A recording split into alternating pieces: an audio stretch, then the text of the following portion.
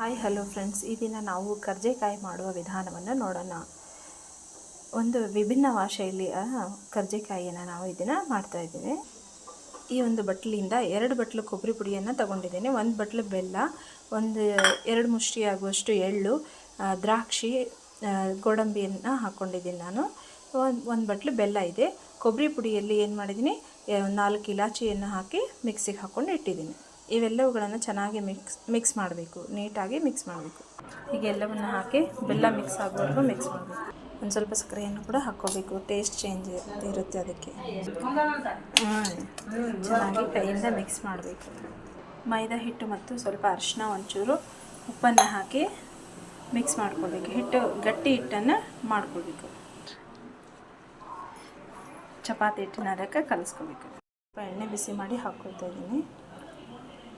ಎಣ್ಣೆ ಬಿಸಿ ಮಾಡಿ ಹಾಕೋದ್ರಿಂದ ಕರ್ಜೆಕಾಯಿ ಕುರುಮಾಗಿ ಅನ್ನುತ್ತೆ. ಹೀಗೆ ಗಟ್ಟಿಯಾಗಿ ಕಲಸಿಟ್ಕೊಳ್ಬೇಕು. ಒಂದು 10-15 ನಿಮಿಷ ಇದನ್ನು ನೆನೆಯೋದಕ್ಕೆ ಬಿಡಬೇಕು. ಹೀಗೆ ಉಂಡೆಗಳು ಮಾಡ್ಕೊಳ್ಬೇಕು. ಉಂಡೆಗಳು ಮಾಡಿಕೊಂಡು ಒಂದೊಂದು ಹಿಟ್ಟು ಹಚ್ಚಿ ಹೀಗೆ ಒಂದ್ರ ಮೇಲೆ ಒಂದು ಇಡಬೇಕು.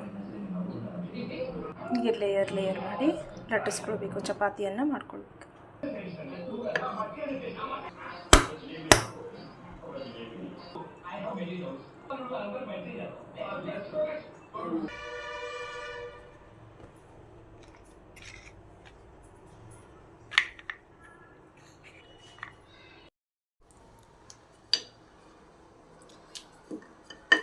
ಒಂದು ಪೂರಿ ಥರ ತೆಳ್ಳಗೆ ಲಟ್ಟಿಸ್ಕೊಳ್ಬೇಕು.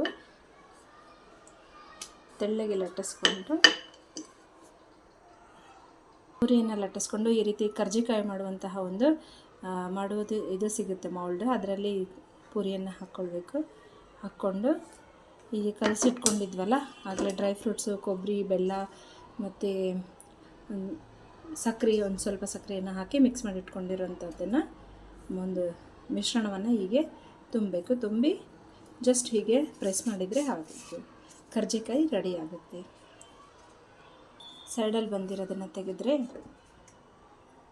ಹೀಗೆ ಕರ್ಜಿಕಾಯಿ ರೆಡಿಯಾಗಿದೆ ನೋಡಿ. ಚೆನ್ನಾಗಿ ಕರ್ಜಿಕಾಯಿ ರೆಡಿಯಾಗುತ್ತೆ.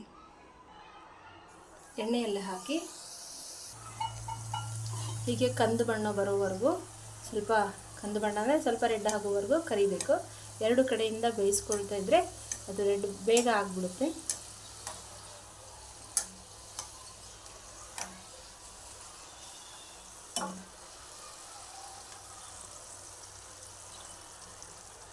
ದೊಡ್ಡದಾಗಿ ನೋಡಿ ಫ್ರೆಂಡ್ಸ್, ಈಗ ಇವು ಕರ್ಜಿಕಾಯಿ ರೆಡಿಯಾಗಿವೆ. ಇನ್ನು ಎಣ್ಣೆಯನ್ನು ಜಾನಿಸ್ಕೊಂಡು ತೆಗಿಬೇಕು.